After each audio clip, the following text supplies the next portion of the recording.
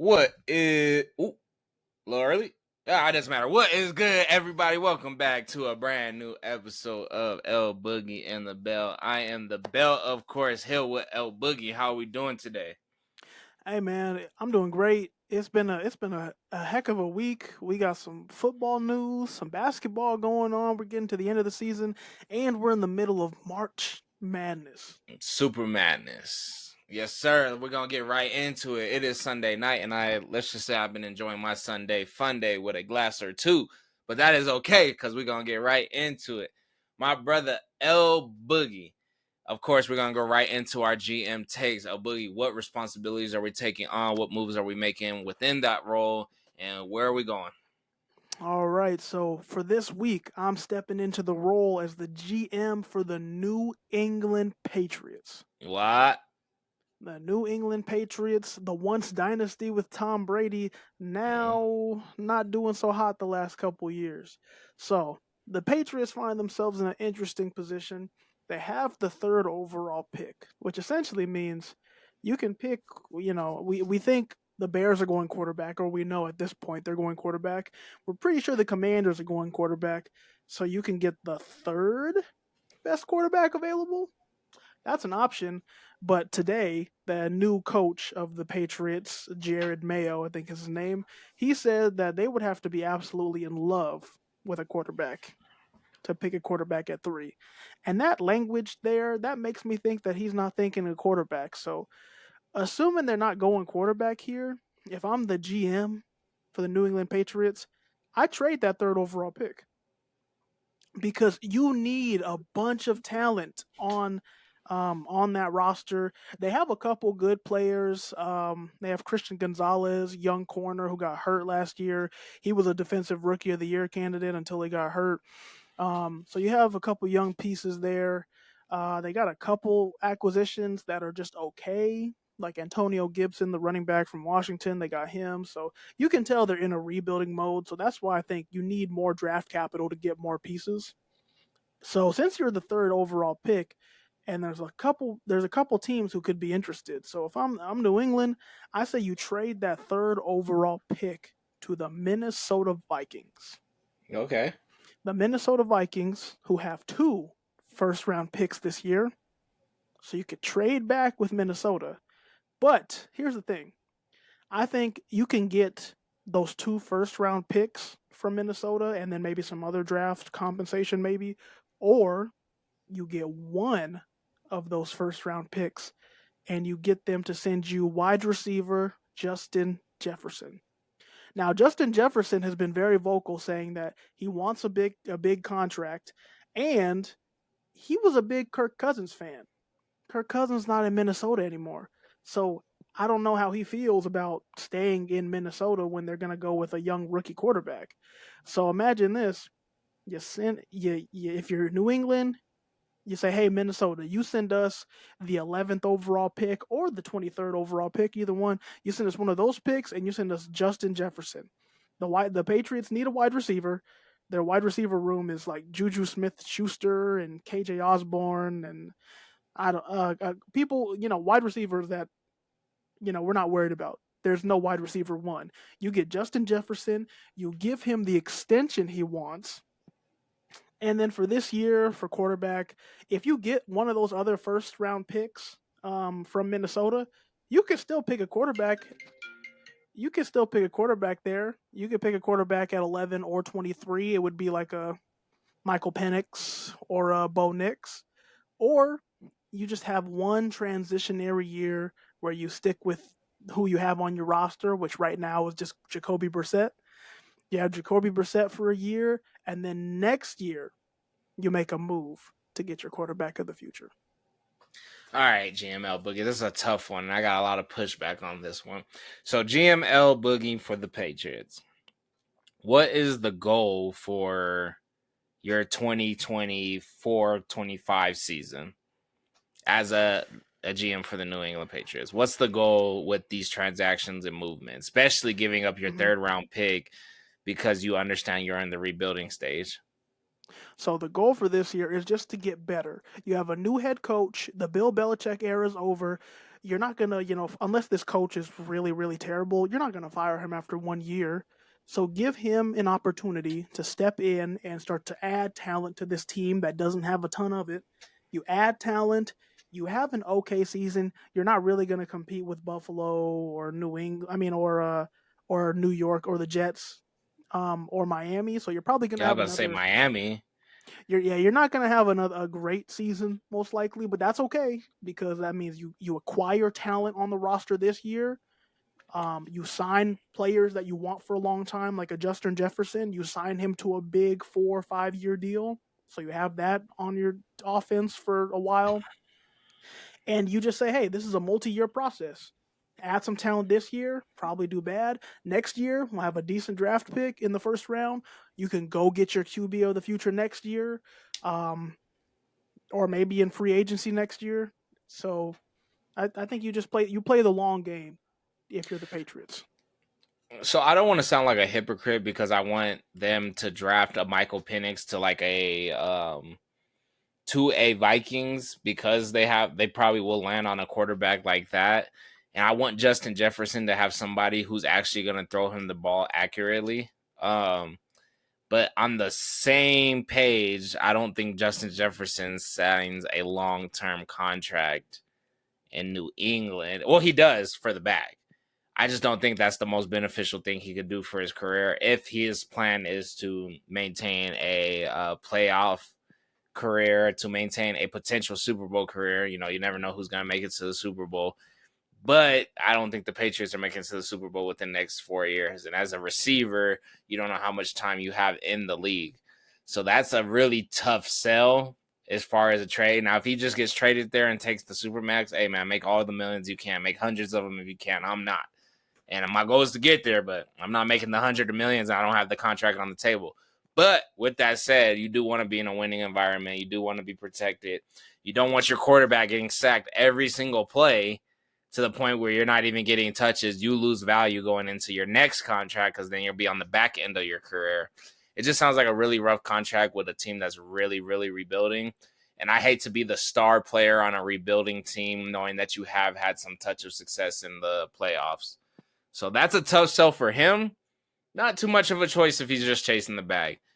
But with that said, I don't want to be a hypocrite because Minnesota's in the same position where they could keep him, draft the quarterback of the future, which could still be Michael Penix. So the goal is the best situation for Justin Jefferson is who's going to give him the ball. It doesn't matter if they throw plenty of interceptions. It doesn't matter if they make mistakes. It's just who's going to let the ball fly. If you let the ball fly, Justin Jefferson's going to do his job.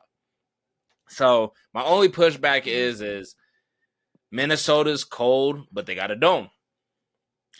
Patriots, on the other side, is probably the coldest environment you could play in. I don't know if it's the most appealing place to live in.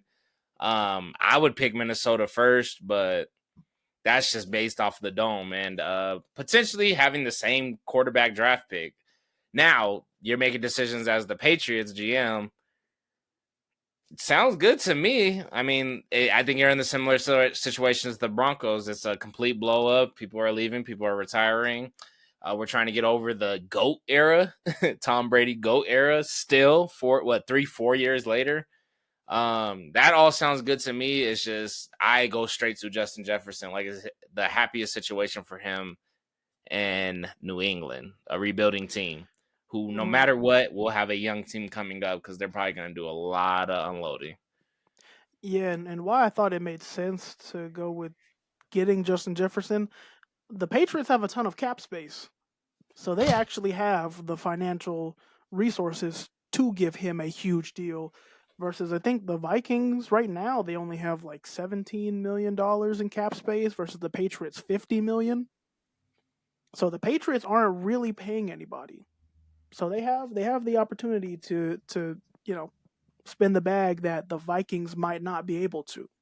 And granted, I don't know a ton about Justin Jefferson and what his goals are for his career, but if his goal is just to make a bunch of money, New England can pay you. They can pay. Yeah, a bag.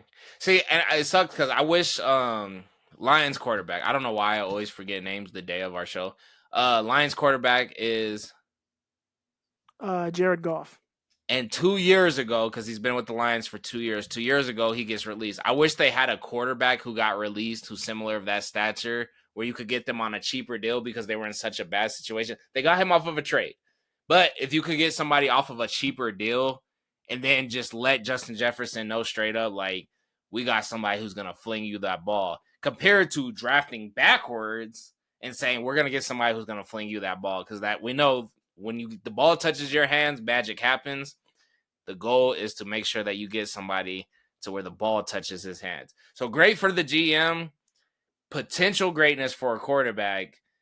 Unfortunately, it's still a guessing game in that quarterback position. That's my only pushback on the GM take. Fair enough. Fair enough. But yeah, I mean, even I think the Patriots, I think we're going to see them trade out of that pick. Now, maybe they might not get Justin Jefferson, but they're going to get some draft compensation that they can use to retool that team. So use it. This isn't the biggest year. So people who want to get back in the conversation, use it. You guys had plenty of success. So,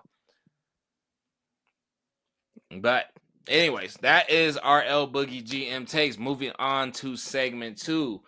This is our trivia, of course. El Boogie, what are we think? Oh, the bell. Excuse me. I am first. I actually have a really, really funny one.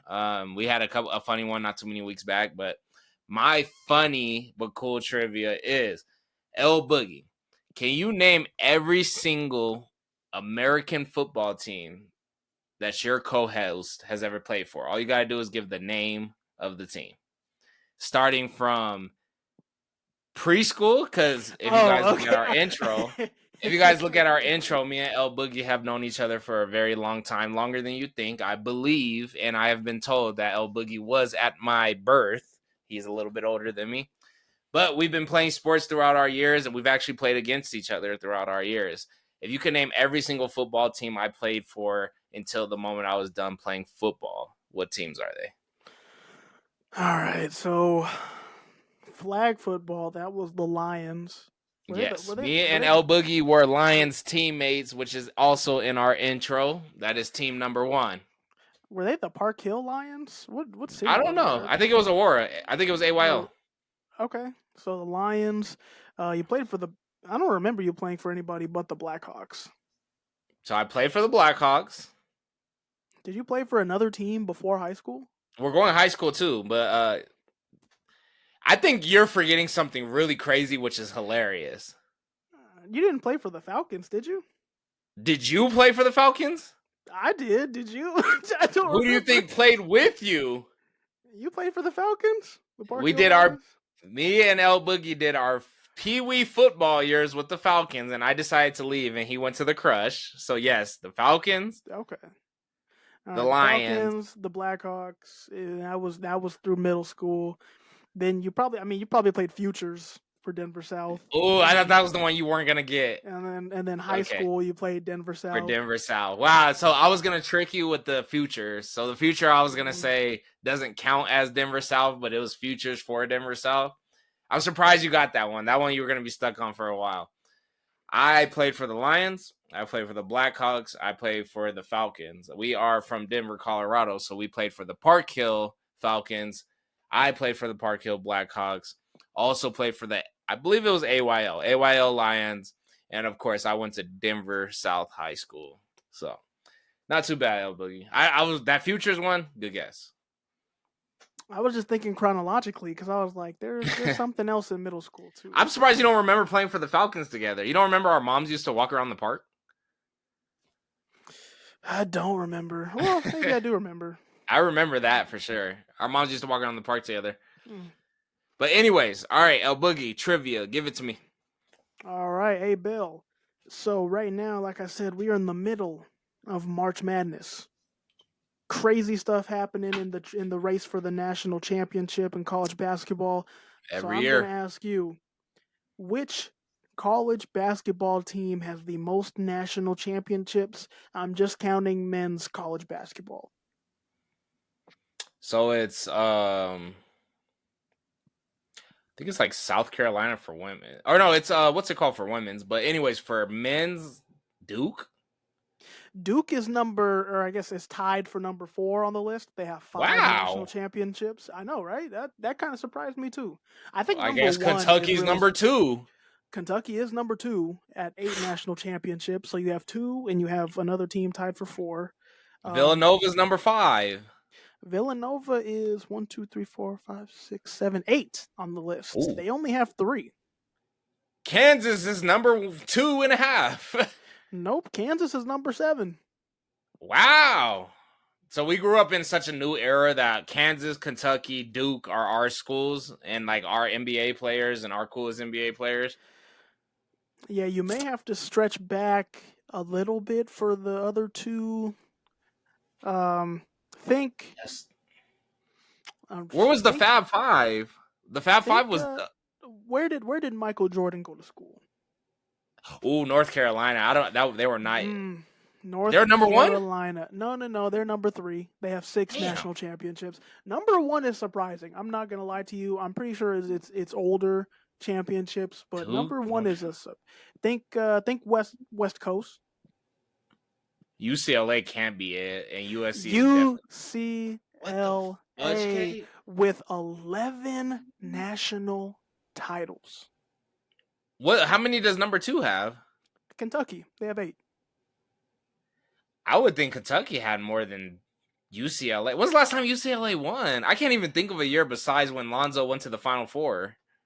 Yeah, it's kind of crazy. It's all like before our time, really. Oh, what the heck? Yeah, I was thinking Kentucky, Duke, and I knew Villanova was top 10, but probably not like within the top 5. Just a basketball school.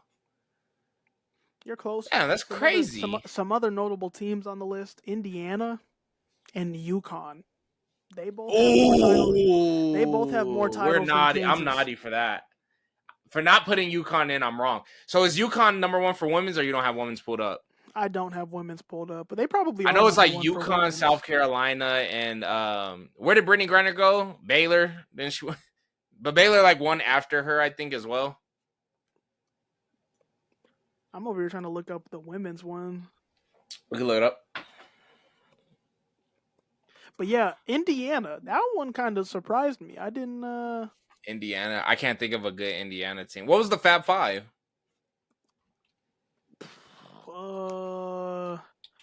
I don't know. Okay, let's see. Fab Five was for women's, Michigan. Yeah, UConn for women's. They have the most. Okay, what's UConn? By a stretch, huh? They have 11 national championships. That's up there. Then you don't remember when we were in high school where like UConn was like the guaranteed winner? Oh yeah, no, they had a crazy run. They won in 2013, 14, 15, and 16. So literally our high school years. Yeah, literally, I remember that run. Like I remember everybody's bracket was like UConn winning. Yeah, they ran the table. Alrighty. Well, with that being said, we are gonna move. We're kind of blowing through the show, El Boogie. I don't know what's going on this week. We are gonna move right into segment number 3, which is gonna be our topics of the day. Of course, we have 2 topics. El Boogie, give it to me. All right. So as we're kind of getting to there's still some big free agent names out there in the NFL. Plenty of top tier talent still remaining. But we've seen a lot of crazy acquisitions, trades this offseason. So my question to you, A. Bell, which team do you think has made the biggest jump this offseason? Steelers, hand down. There's no question about it. Okay. The Steelers, the biggest jump forward is the Steelers. Like, the eyes are on the Steelers, period. Patrick Queen, dog back there. Like, he's going to come through hitting. I don't know how a team loses him. You want to talk about Hard Knocks throughout the entire year? I think Hard Knocks has extended into the year, which I'm just hoping that it's the Steelers this year. I think the Steelers move forward completely because if nothing else, we haven't had somebody to hold accountable for the Steelers not making it to the Super Bowl. Like, the Steelers have a coach that gets them to the playoffs every single year. They've had bad teams since Big Ben has left. Like, not good teams. And they still find a way to, under any type of pressure, under a tough division, it's never going to be a good division. Like, It's a tough division. The Ravens always come to play. The Ravens were the number one team in the AFC last year. They still found a way to make the playoffs. I think that the Steelers have made the biggest jump forward. If we're talking about a team going from an average team to even better average team, I would say it's Washington. Like what Washington has acquired, I would say like nobody like. So they had money. So when you have money, you can make these bigger leaps. But like the players that signed to Washington, I'm like, are you sure you guys want to go to DC? Like, are you? But money talks. So I think Washington actually had a good acquisitions. I think they got the most benefit out of a team that I think like I wouldn't want to play there if I was NFL talent. But they're not going to become a Super Bowl team. I think the Steelers have created a team that can make it to the second round of the playoffs. The only thing that sucks is it doesn't do that much, but they're going to be an amazing storyline. I think they made a huge leap forward. And I'm sure there's other teams that have a lot of things going on, but leap forward compared to Mason Rudolph. Just name him, El Boogie. What Mason Mitch Rudolph, Trubisky, Kenny Trubisky. Pickett. Come on. Yeah, and honestly, I was surprised. I didn't expect you to say the Steelers. And Biggest leap forward. I get what you're saying because I mean, yes, you did get a good defensive piece in Patrick Queen. You upgraded at quarterback. We got to see how Russell Wilson will play in their new scheme. Remember, Arthur Smith is their new offensive coordinator. He was the head coach in Atlanta last year, and they just like to run the ball. But we'll see what he does with Russell Wilson. Maybe we'll see Justin Fields. But outside of the quarterback upgrade and Patrick Queen, they haven't done a ton else. I mean, they got Deshaun Elliott, who's a good safety, and nothing on offense. And that's what concerns me is because they got rid of Deontay Johnson, who was their best or second best receiver. So now you really just have George Pickens. So on the offensive side of the ball, I don't see it. Maybe they're going to get a wide receiver in the draft, or maybe they're going O-line, who knows, but I don't think they've done enough to really push the needle. Like, I think they're going to be in the exact same spot they were this year. They're going to be 6th seed, a 7th seed. If things really go their way, they'll be a 5th seed. They'll come in second in their division. They will make the playoffs. That's what I see for the Pittsburgh Steelers, but I don't see them making a jump to be that much better, at least with what they've done up to this point. And with Washington, I mean, yeah, they had money, but I don't really feel like they spent it in the right places. Because, I mean, they got Austin Eckler. Okay, you have Marcus Mariota to be your backup quarterback. Zach Ertz, he's kind of old. They upgraded the offensive line a little bit. They got Frankie Louvu, who's a good linebacker out of Carolina, and Bobby Wagner. Bobby Wagner, good, but older. So I don't really see the long term impacts of the Washington Commanders, and I don't really see them being a threat in their division. So that's why I'm not really sure about them. The team that I was thinking that made the biggest leap this offseason is the Tennessee Titans. And my rationale is just that one, your offense got even though you lost Derrick Henry, you let Derrick Henry leave, and you're replacing him with Tony Pollard, who probably won't be as good. But you got Tony Pollard on a team-friendly deal. You got Calvin Ridley, a little bit of an overpay, but you got a good wide receiver for a while, for the next couple years.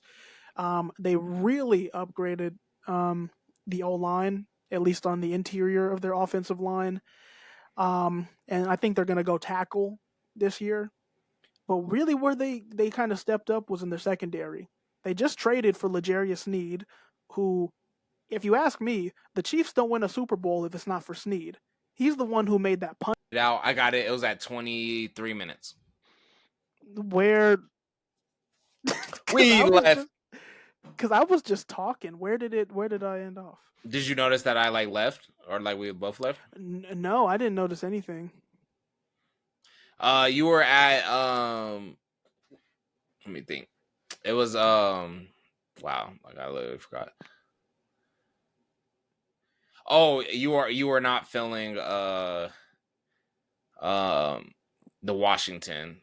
So El Boogie. Okay. Wait, hold on. Wait, ready, set, go. So El Boogie, who are you feeling for this who's made the biggest jump to you? Like who's made the absolute biggest leap? To me, I think it is the Tennessee Titans because they upgraded. I know. Hear me out. They upgraded the interior offensive line. Number one, they got Calvin Ridley, who was a good wide receiver talent, a little bit of an overpay in my opinion, Age. but he's a good wide receiver talent. So He's awesome. Age. they got him. They lost Derrick Henry, sure, but they got Tony Pollard on a team friendly deal. So I think he'll be able to produce. He won't be Derrick Henry, but he'll produce. But really, where I like the moves is in their secondary. They traded for L'Jarius Sneed from the Chiefs, and if you ask me, if it wasn't for L'Jarius Sneed, the Chiefs do not win a Super Bowl. Remember, For sure. he's the one who punched the ball out and stopped Zay Flowers from scoring that touchdown. Like He was he balling all year. he's been a great corner. So now you have Baller. him, and you also got Chidobe Awuzie, who was also a good corner from the Bengals. So now your secondary is really solid. So you have a good secondary. They have cap space to go make another move, but I Okay. think in their division, having a good secondary matters because you're playing against a bunch of young quarterbacks. And if you can get young quarterbacks to make mistakes, that's how you beat those teams. So having that good secondary along with Jeffrey Simmons, who's on the D line, he's a great pass rusher. So now you give him more time to get to the quarterback because the wide receivers are tied up with those good corners. So I think in that scheme they made a bunch of improvements. Um, they still got to You figure out lost your quarterback. offense though. Your offense was Derrick Henry. Like if for the past 4 to 5 years, your offense has been between the tackles. We're gonna run and gun football. Every coach has agreed, like we're running between the tackles and we're gonna hope for the best. And you made it through some good playoff runs with that scheme. Average ass quarterback. I'll say that again. Average ass quarterback. I'll say it one more time.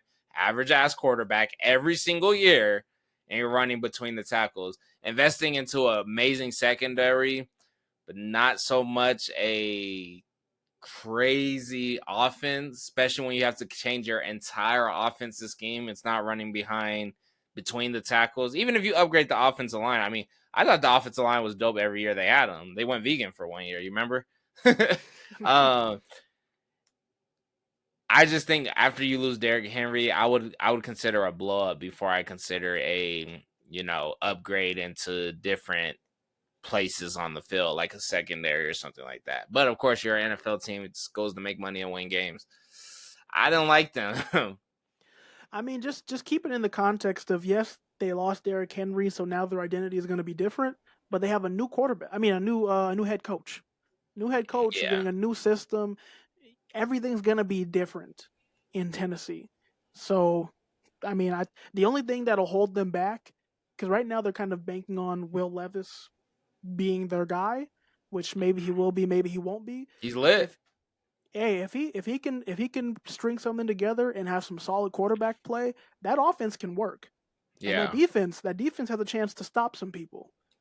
So you get really good defense and a average offense in the AFC South. That sounds like a team that can contend for a division title. I wish them the best. The Derrick Henry thing is just moving on, so it's like moving on from so much. It's like only so many acquisitions could like help know that we're changing the entire identity of the team. They're changing the entire identity of the team. If you ask me, like the identity of the team is like, damn, Derrick Henry's a Raven. For your casual fan, is like I wonder how much Derrick Henry's gonna run for. Like, what do you mean? Like in the Ravens game?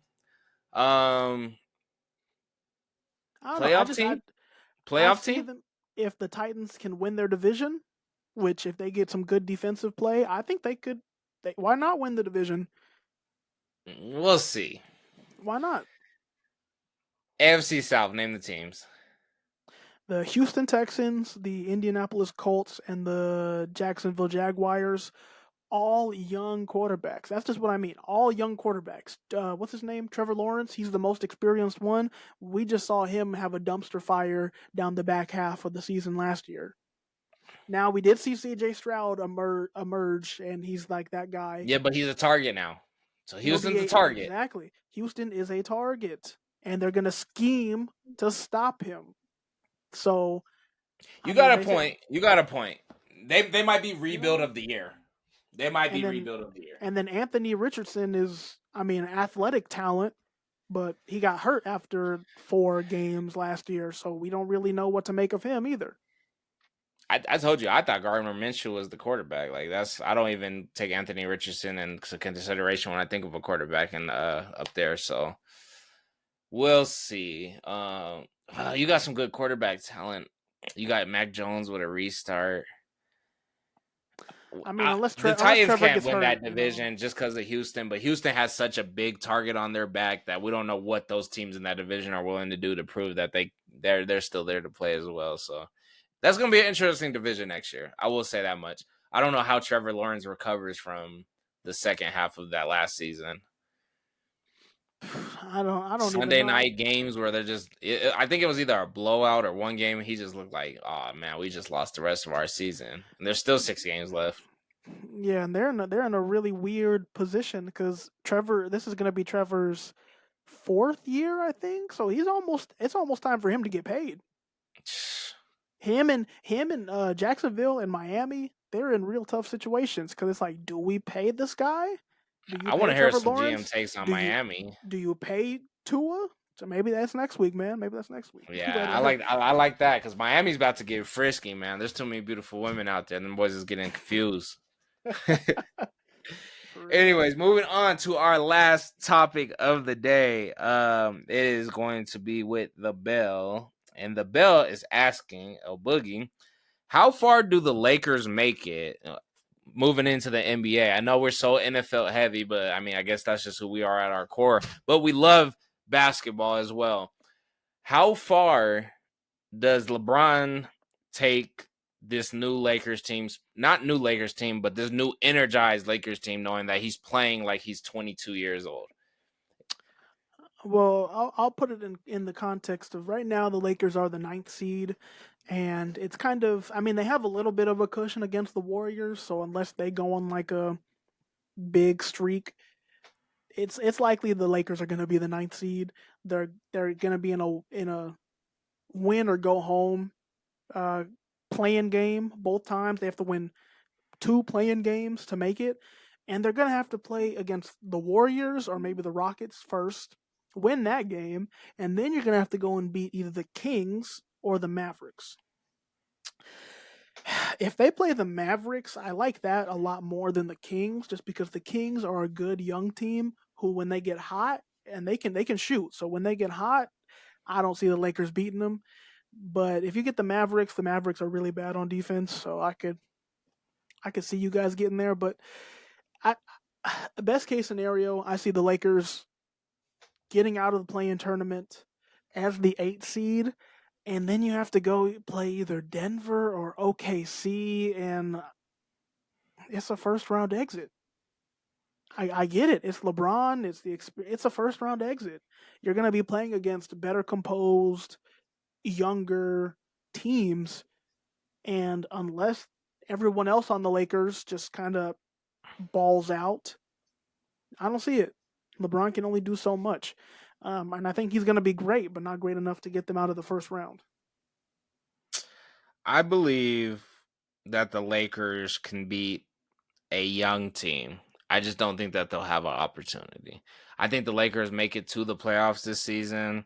They're 11 and a half games behind the 6th seed, so we could throw that out the window. I don't think that they close the margin to be able to take a 5th, 6th, or 7th seed to avoid a Nuggets team.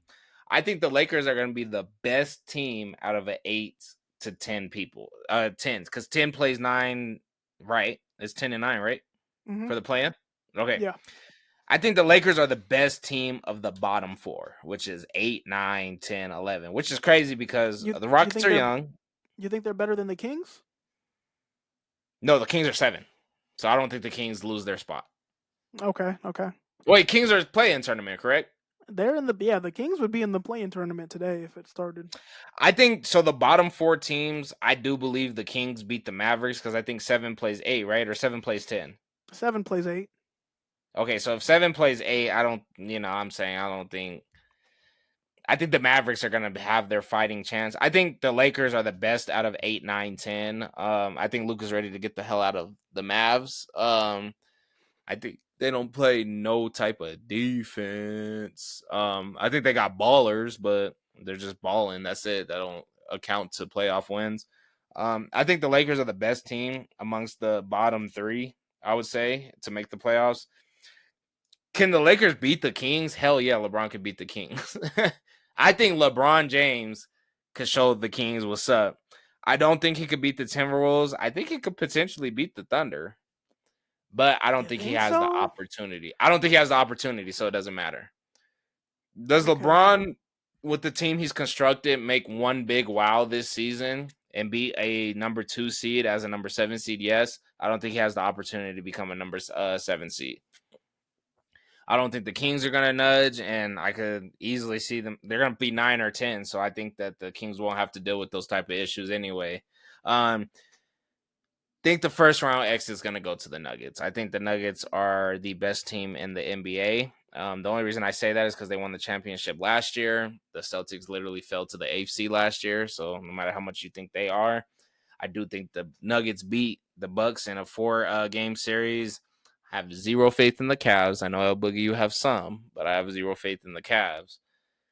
And Sixers completely fell out. Heat, not a hot card until they come in. Anyways, not getting too far off the track. The best thing LeBron could do for his season is have a great first round exit in the first round of the playoffs against the Nuggets. Instead of getting bounced out 4-0, go 4-2. Let them know, like, you guys bounced us out at the top. We're going to make the rest of your guys' journey hard for the rest of the season. That's the Lakers' goal this year. That's LeBron's goal this year. Whatever with his son or whatever where he goes on or moves on, because he has a player option this year, if I'm not wrong. I think next year he has a player option. Damn. So I mean, So he like, could so he could be a free agent this year if he really wanted to. if LeBron wants, I'm with it. It's do he's playing amazing. Have you seen his highlights? Hello? Oh, go ahead. Yep. Can you hear me? Yeah, I can hear you. Yeah, we had a little bit of technical. If you see his highlights, he's playing like he's 22, but I'm like, LeBron, I don't understand what your stretch is besides this first round exit to the Nuggets. And I don't see them getting the 7 seed.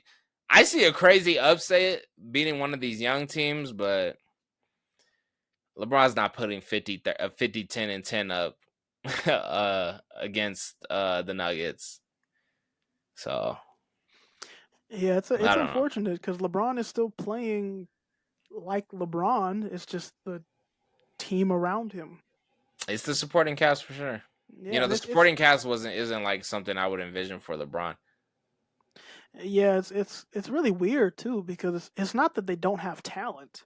They have talent. It's just they don't show up every game. They may have like AD has a game, he'll show up. D'Lo has a game, he'll show up. Reeves, same thing, but they can't just do it consistently. So that's why in the playoffs it worries me. But I will note that last year we didn't expect them to make it to the Western Conference Finals, did we? Because it's LeBron James. It's It's LeBron. So, the Magic so it I think they meet. I think they potentially meet the Nuggets again instead of being like, you're not about to 4-0 us. Like, you're not about to bounce us out of the playoffs, but you are going to 4-2 us. I see the 4-2. I think that's an amazing season because you're honestly going to go down 4-2 to the team who's potentially going to win the finals again. I think the Nuggets are clear on making the finals again. I think they pick back up. I think most people's predictions were the Nuggets are going to come out hot. The Nuggets might fall off to these younger teams because they got more energy during the year. Then I think that they're going to come back together, especially after Jamal Murray got hurt. Now he's finally back into complete flow. Guess who's the number 1 seed in the West? Guess who took out the Lakers in the conference championship? Guess who has a good chance of playing them in the first round of the playoffs? I think it's the same thing. I think LeBron shows that he's still the best player in the world. He plays at a high competition. Same team that bounced him out last year. He's going to come back with vengeance. 4-2. I think that's the furthest they could make it this year. They could be the number 2 seed. I just don't think they have the team constructed to make it to the 7th seed. And they're too far back to make it to 6. Not at this point in the season. We got like a month and a half left. I don't think they can make it to the 6th seed. They would have to go on some crazy streak right now. And as in right now, I mean today. Yeah, but the thing that I will note is when I look at the top 3 in the West is really tight between the Nuggets, Thunder, and Timberwolves. I could see the Lakers upsetting the Timberwolves. I could see that. I see them upsetting the Thunder. Really? It's let go. I don't let go. see it happening. No. But the Thunder, I don't know. Maybe I'm a Thunder stan. They made so what seed do you think they were last year? The Lakers. Thunder? Oh, the Lakers weren't they the 8th seed or the 7th seed? Do you know how far the Lakers made it to the playoffs? I don't think they were 7th. I think they were like 5th or 4th, but no, they could have been higher. I remember they were in the play-in, I think. No play. Am I wrong? What is it, 22-23 season? Yeah. I swear I thought it was I mean, maybe I'm tripping. Your Los Angeles Lakers. The Lakers were the 7th seed, yeah. They were the 9th seed. They were the 9th and they made it to the 7th. So hear me out. Right. Yeah. Okay, I got it. So hear me out. They made it to the that's what I'm saying. They're in the same position as last year. LeBron is playing like he's LeBron's playing like I've never been able to move my body like in my life. You know what I'm saying? I'm 15 years younger than the man. 20 years younger than the man, potentially. 15 years. So I'm like, you know what I'm saying, El Boogie? You know what I'm saying? Like, if he could make it to that 7th seat this year, why can't he take out these young guns and humble them and let them know, like, oh, no, this is for real. Like, that in-season shit is cute, but this is the playoffs.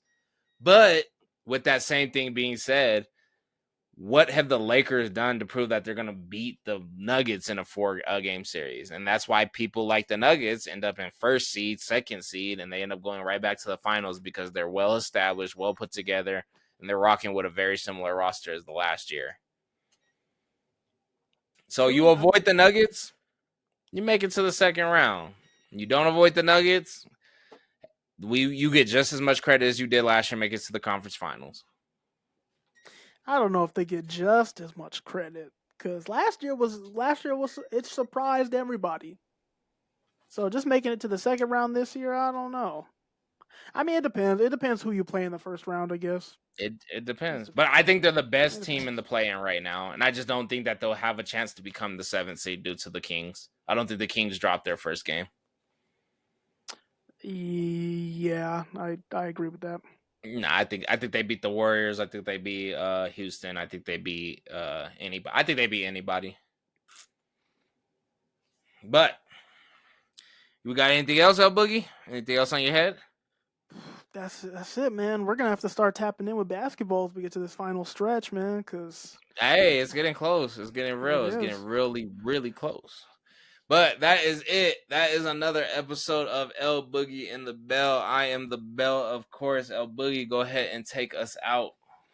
Once again, appreciate y'all tuning into the show. Make sure you follow us on YouTube and watch our content, our full video, our shorts. Add us on TikTok. You'll see all of our popular clips. We appreciate y'all for tuning in. We'll be here next week, same time. We'll see you right back here. Peace.